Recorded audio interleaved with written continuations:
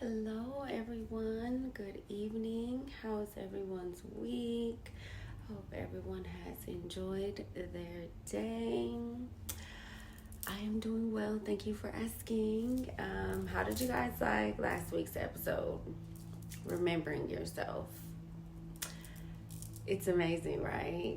On that journey to healing and remembering who you are is very enlightening. It's very just a sense of relief. It's very powerful. It's very motivating to continue to do the things that make you happy, right? Continue doing the things that make you who you are. Because we want nothing more than to just be comfortable in our own skin. So I hope you guys enjoyed it. Also, do not forget to subscribe, like, and share. Hit the little bell thing so that you get a notification every time a wonderful healing episode releases from Divine Healing Poetry. Also, if you guys are interested in my book, you can go ahead and cop that. The link is in my bio. I did not fluster this time. And please remember to share your stories, share your journey, share how you have begun the process of healing, because we're all healing in one way or another from something, right? So it's nice to build that community, to build that trust and just that dialogue between each other. So please feel free to share your stories, any experiences. I love it. I love hearing them. So what are we talking about today? Today we are going to be talking about finding your voice. If you've been in an abusive relationship, grew up with abusive parents, that is the first thing to go. That is the first thing that they silence, along with your self-esteem, just how you feel, think about yourself, and especially your beautiful voice. They want to silence that. And why? Why do they want to silence that? And how can we get that back? That is the main thing, right? Because one, they silence it for fear. For fear that you will expose them for the cruel, abusive person that they are. Two, for control. Anytime you are in an abusive situation, whether it's your mom, dad, your spouse, it is for control. They want to control everything about you, especially what you're going to be saying, because you can't just be out here telling the truth. You can't be telling people that they are an awful person. Oh no, you cannot be out here telling everyone how they hurt you, whether physically, verbally, mentally, emotionally. You cannot do that. And so they definitely want to silence your voice and have control over every single thing you say. And when I say they want control over everything you say, so you guys know I always share an experience, because I'm not just out here talking about something that I haven't gone through. So my experience with having my voice being silenced, and I don't, this y'all, my hair is growing, and so it's beginning to curl, so this little thing is like doing its own thing, but low-key I like it, so I'm gonna let it just flip. But anyway, so my experience with narcissistic people and them silencing my voice, growing up in my house, I always had a voice. And it was not that they liked to hear what I said or had to say. No, they hated it because I was always standing up for myself and always saying, like, no, you're not going to do that to me. Or, like, the biggest thing was my mom would always want me to give so much respect to her husband. But he was the most disrespectful person. And I would always tell her, no.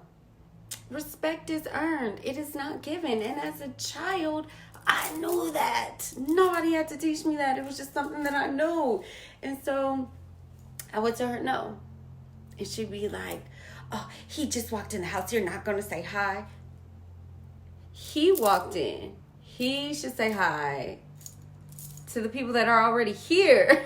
Like, when you walk into, whether it's your home or somebody else's home and there are people there, you greet them. You say hello. And despite the fact that he was just an asshole, it was always middle finger to you, sir.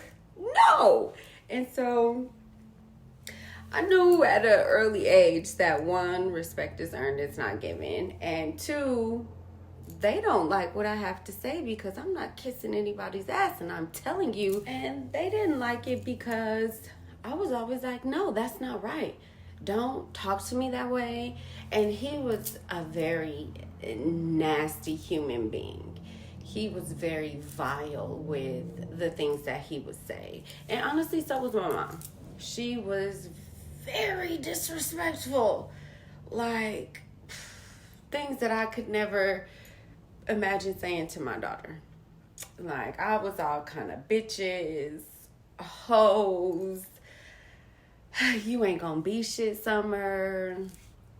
No one likes you, Summer. You ain't shit, Summer. Nobody cares, Summer. Like, she would say, and him too, would say some of the most hurtful things.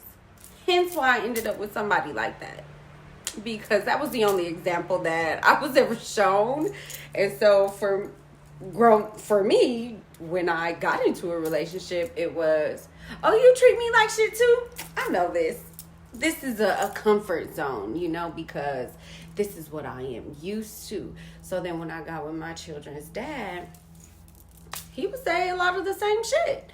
It was, bitch this, fuck you, you ain't shit, you are ugly, nobody's ever gonna want you, your body is ugly, you've had 2 kids, you are fucking the worst of the worst. All this shit is mine. None of this shit is yours. I made you. You never gonna make it without me. You ain't gonna be shit. Like, crazy. And so that cut my self-esteem. Like, my shit was already cut. Like, I ain't even gonna lie. It was cut before I got with him. He just made it worse.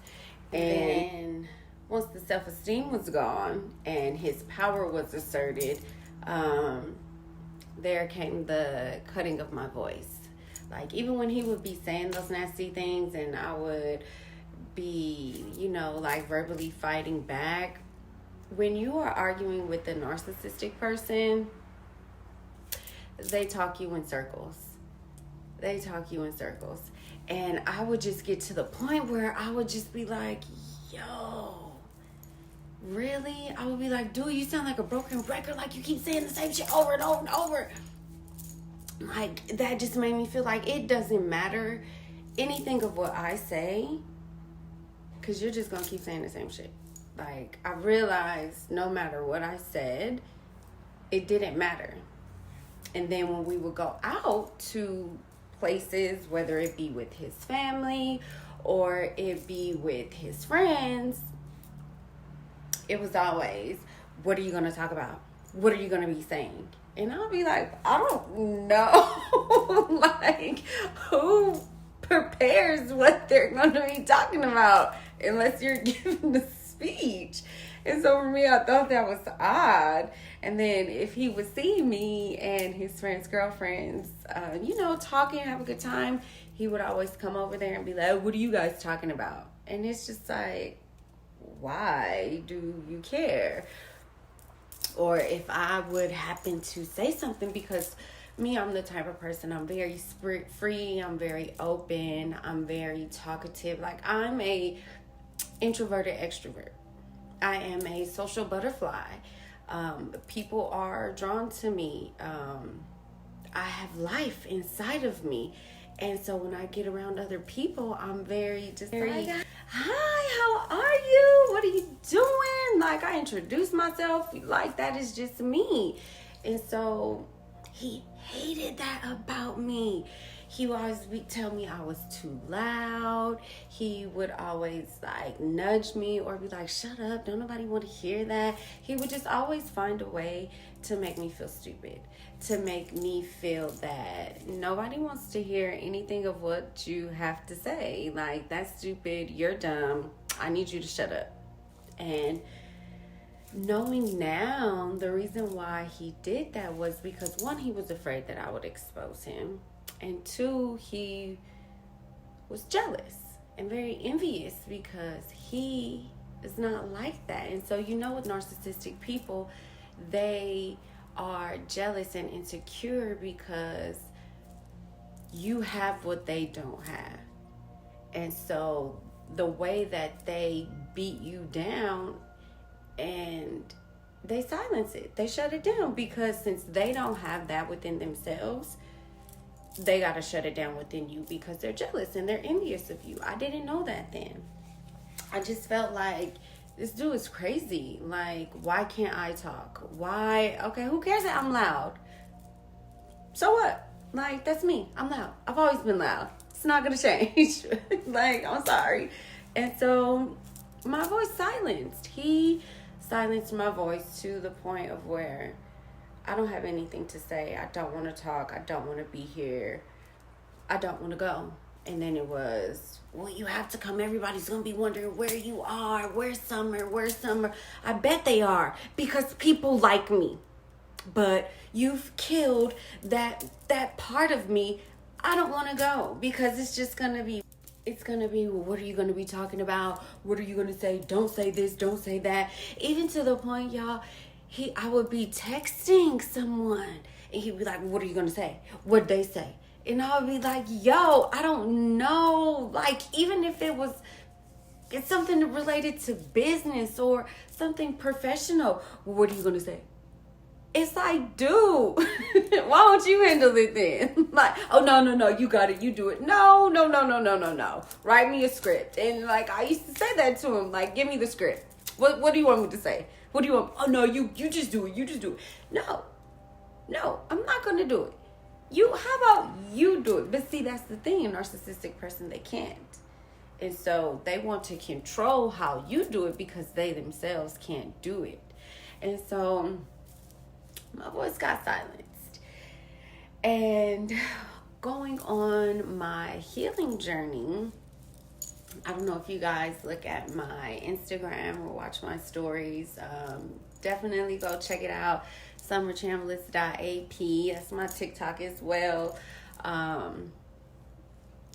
share a lot of, besides with you guys, I do share sometimes like within that moment. So I go to therapies.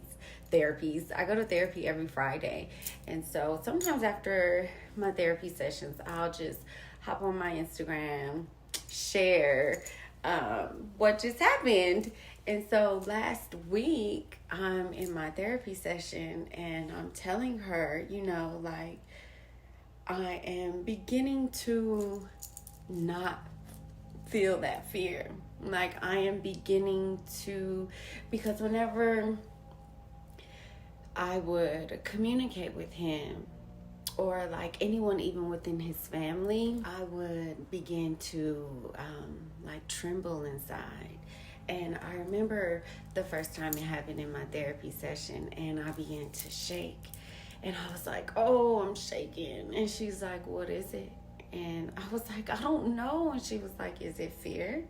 And I was like, I don't know, probably, because whenever I talk about this or that, like, I just get so like shaky inside. And she was like, calm down, breathe. I want you to pay attention to that feeling. Talk to it, see what it is. And it was fucking fear. I have been so fearful and just so afraid to talk because I lost my voice. And so once she pointed that out to me and made me aware of it, I was like, oh, hell no. Like, I am not, he will not, no one will have me operating in fear. Like, girl. And so I was really bent on just afraid to talk. Afraid because I never knew if what I was saying was the correct thing. And also, when you're going through a healing process, you want to communicate differently than how you've been communicating. And so for a lot of my life, I've always communicated emotionally. And at the end of communicating that way, I would always be left with, I shouldn't have said that like that. Or it would be like, I flashed on her, y'all. And I would always feel bad, like, dang, I ain't have to say it like that. And so it was just I was not trusting myself. I was not, I was afraid. I was fearful of communicating. And so I would shake every time something would happen and I would have to communicate because I had lost my voice. And no one ever taught me how to communicate effectively. No one ever taught me how to communicate logically, how to be able to say something without anger, hurt, or sadness talking. And so going through therapy, I began to learn, like, before you say anything, before you act, pause for a minute, process, those emotions, see how you're feeling, heal that wound, and then come back and talk. Like, you don't always have to react. You don't always have to respond right away. You can always give yourself a moment until you've soothed those hurt feelings before you say anything. And so for a long time, my sister Brandy would help me communicate because, when I say she knows how to talk, she be saying something and I'll be like, how you think like that?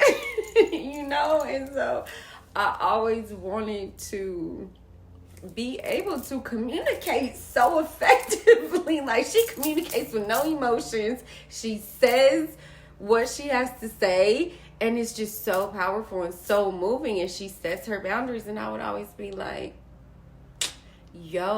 I want to think like that. I want to learn how to communicate effectively. And and so she would always assist me in getting my point across, because I was always,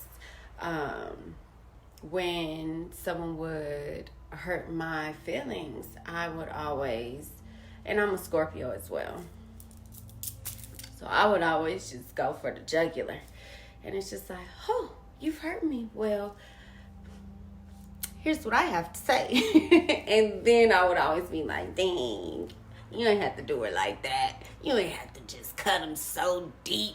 But that's what I was used to. That's how I was, raised and brought up. And so going through the process and healing my trauma, loving myself, giving myself compassion and grace to, we all gonna fuck up sometimes. We are all going to have our days. We are human. We are not perfect. And so we can only continue to try and do our best. And when we slip up, as long as we are aware of that slip up, we give ourselves the chance the next day or the next time the universe rolls around with that same little test, like, it is a learning experience, so that when it rolls around the next time, it's like, I'm aware of this little situation right here. I know exactly how I'm gonna handle this. And you approach it differently. And so as long as you can be aware that of those mistakes, of those slip-ups, you always have a chance to correct it and be better. And so with finding my voice and being courageous and not operating out of fear, I've come to discover, and so, okay, going back to last Friday, my therapy session, I was telling her a little situation, and it was, Christmas. My kids went and spent, well, not both of them, but my daughter stayed the night with her dad at his mom's house, right? And my son was over there, and it was brought to my attention that, and now this lady's like 78, but see, this is how the narcissistic family, they operate, and so her being 78, you would think that she would have manners and she would be knowledgeable of not disrespecting someone's mother in front of their child. But, and see, she's always been very disrespectful, and they would always be like, oh, she's old, and I would be like, exactly, she should know better, like, that's not okay. Giving these excuses to poor, disrespectful behavior, I don't care how old you are, it is not okay. Just because you're old does not mean that you can disrespect somebody. No, that's not okay. You're old, you should know better.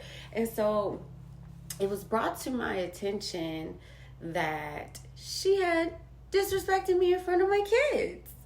And I was just like, okay. So I paused, gave myself a minute, because I didn't want to communicate from an emotional standpoint.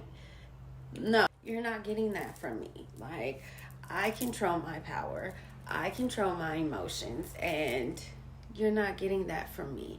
And so I sat for a minute. I began to text. I deleted a few times because it was like, no, don't say that. Don't say that like that, girl.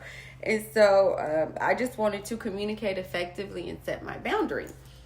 And so I said to her, hello, insert her name. If you or anyone in your family disrespects me in front or around my children again, things will change.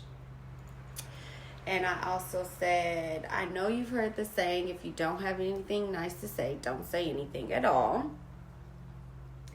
And then I also said, because there was something made in reference to, she had messaged me inviting the kids over during winter break. Thank you for the invite. I let the kids know. I didn't message her back. I didn't feel the need to. I let the kids know if they wanted to over there, they could. They didn't want to, so that was that. And so she had also made the statement, she won't be texting me anymore in regards to inviting the children anywhere. She will have the other kids message. No, you won't. And I told her, I said, you are their grandmother. You will not send a child to message, to invite my children anywhere. You are their grandmother. You can message them. Message your grandkids. And she said, oh, I think you got things misconstrued. I said, again, you can message them. They're your grandchildren. She said, okay, thanks. That was the end of that conversation. And a part of me, I was fearful because I had never just communicated so effectively and just set my boundary. There were no emotions. It was just like, look, you're not going to do this. If you do this again, moving forward, things will change. Also, here is some healthy advice for you. If you don't have anything nice to say about me, you don't have to say anything at all. And you will not be sending children to handle adult matters. No, you're their grandmother. You can message them. If you feel you don't want to message me, you don't have to. You can message your grandchildren. And so I thought, I may get a message from her dad or not. The children may get a message from him, but they know if he tries to involve them in any adult situation, you shut it down. You say, I'm not going to talk about this. Talk to mom. Clear cut, simple, because narcissistic parents, they do love to involve the children, emotionally abuse them, use them as tools, forms of manipulation, try to get them on their side when there's no sides. And so I was ready and prepared. And also I felt like I was questioning myself because I see that I'm speaking up. I'm finding the courage to say how I feel without it being emotional. And so now it's this whole trusting myself, right? It's trusting this new me. I'm learning to trust myself. I'm learning and acknowledging, like, girl, you got this. Like, you don't have to be afraid. And I'm seeing that I'm getting my voice back that has been silenced for 17 plus years. And it's feeling so good. But I can't say the days that followed, I was just questioning, like, dang, did I do it right? Because I'm not, I wasn't seeing that, yeah, girl, you got this, you good. You know what I'm saying? It's like, people who have not had their voice silenced, you question everything you do because you've been ridiculed and you've been made to think that you can't do anything right. And everything you have to say, everything you do, it's dumb, it's stupid, nobody cares. And so you live a large part of your life within that relationship thinking that. And so when you are not in it anymore, you have to get that trust back within yourself. You have to learn all over again. If you are going through the healing process, you're learning how to not be emotional, not be irrational, and not lash out. You don't want to go from that 0 to 100 because you lose control and you end up giving the other person your power. And so when you're going through that process of healing all of that and getting your power back, your self-control back, you question everything you do because it's like you're operating differently. So you have to trust this new person that you are. And so when I went to therapy, I told her what happened. And she was like, good for you. You set your boundary. You communicated effectively. I'm proud of you. And I was like, I was good, huh? And she was like, I will let you know. I've let you know before. I will tell you. She was like, no, that was good. And I was like, good. And I was just telling her, like, I'm just, like, I'm beginning to not operate out of fear. I wasn't shaky. I haven't been shaky the last few times I even had to communicate with their dad or anything like that. Like, I'm healing those hurt parts of me. I'm regaining my strength, my power, my voice. And that day, I was just like, I can trust this new me. I was like, okay, I can trust this new me. And so with getting my voice back, there are some things that you can do, things that I've done that have worked for me. Y'all know I got my notebook. That just helped me to realize that I can communicate effectively and healthy. Like, I don't have to communicate out of hurt, out of pain, out of sadness and anger. Like, there are ways to express yourself in a healthy way that allows you to keep your power, keep your peace, keep your energy exactly where it is. And like I told you guys in the last video, I am so heavy right now on, if it's not elevating my energy, maintaining my energy, I don't want anything to do with it. And so I'm discovering within myself the things that shift my energy in a direction that I don't like, that doesn't sit well with me. And so some things that I have been doing to regain my voice and to become courageous in my power in this new being, this new summer. One, I had to confront it. Like, I had to confront my fear. I had to just sit with it. I had to talk to it and be like, look, I don't like this. This don't feel good. Like, I had to become uncomfortable being uncomfortable. No, wait, I said that wrong. I had to become comfortable being uncomfortable. So every time I was in a situation where I had to communicate with their dad or their family, or just even anyone outside of that, where I had to speak up for myself, I had to become comfortable with that uncomfortable feeling, because I have been abused and made to think that the disrespect was okay. And finally it was just like, nah, I'm not taking that shit no more. I'm not sacrificing my good feelings, myself, for someone to disrespect me and make me not feel good. And I'm not gonna say something about it. Nah, I'm not doing that anymore. And so there was this instance, this guy called me this nickname, and from straight out the gate, I never liked it. It was very disrespectful. I never liked it.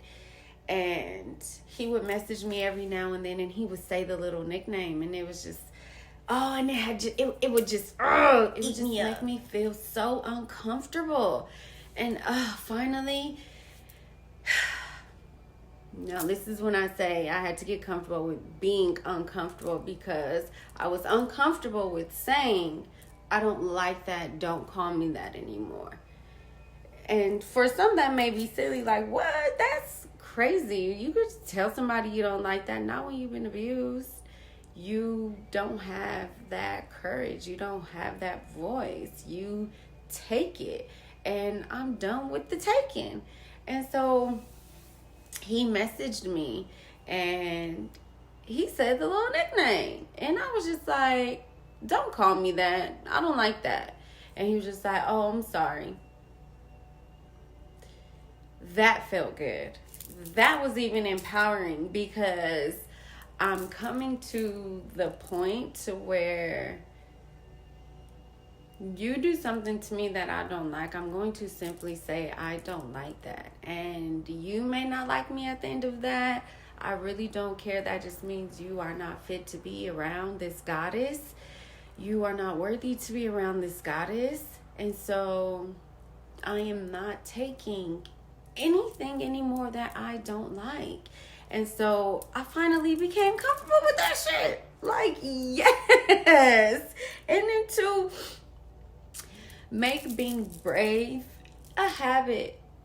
Make that be a habit. When you are confronted with situations that make you not feel good, that you don't like, that is your opportunity to be brave. Step into it. Be brave. Make that a habit. The same way you brush your teeth, make being brave a part of your daily. Make it a part of your daily routine. And don't stop. Don't stop until being brave and courageous is a part of your nature. Like, don't let it go. I'm telling you guys, when I say it feels so good. It feels so good. It feels so good. Embrace your failures. Embrace when you are confronted with the situations where you have the choice to be brave or to not be brave, and say you don't. Like, because you're going to fail a number of times. Trust me. I did too. And I'm sure I might still. Like, I'm learning. We're all on this journey together.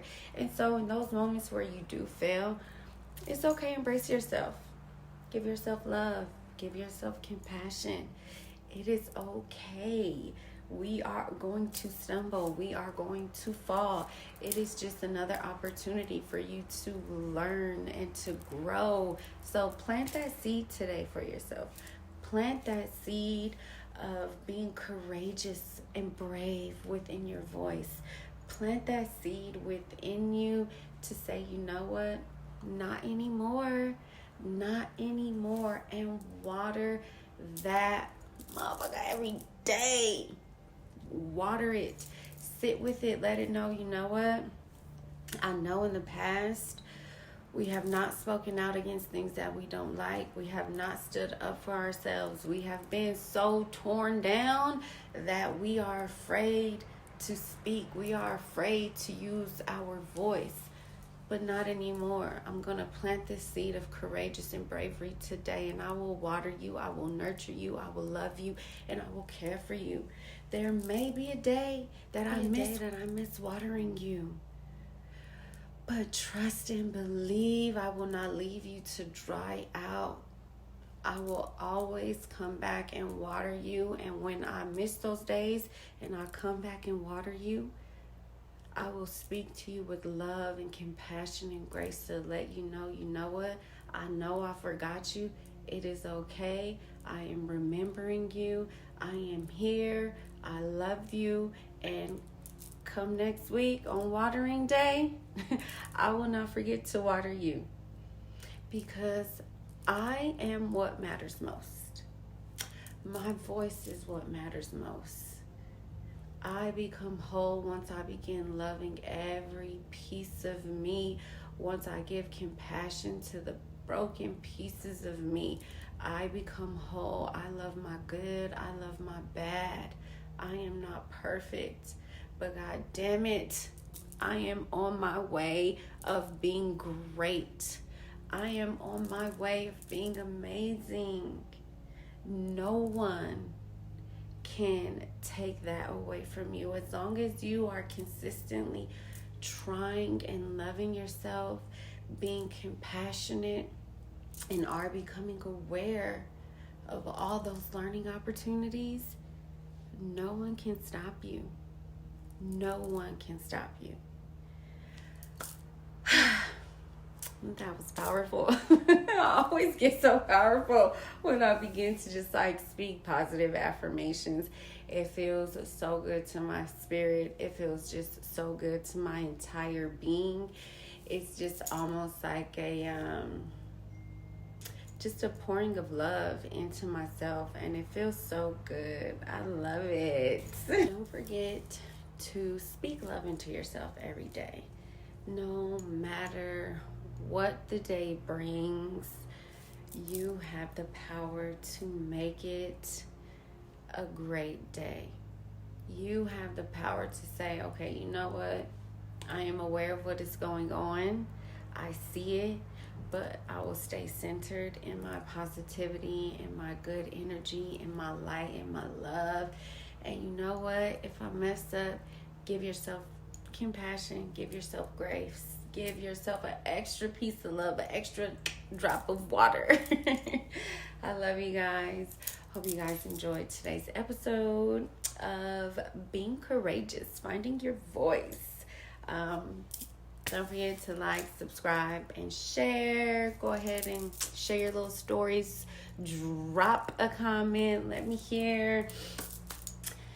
I leave you guys with light, love, positivity going into this week.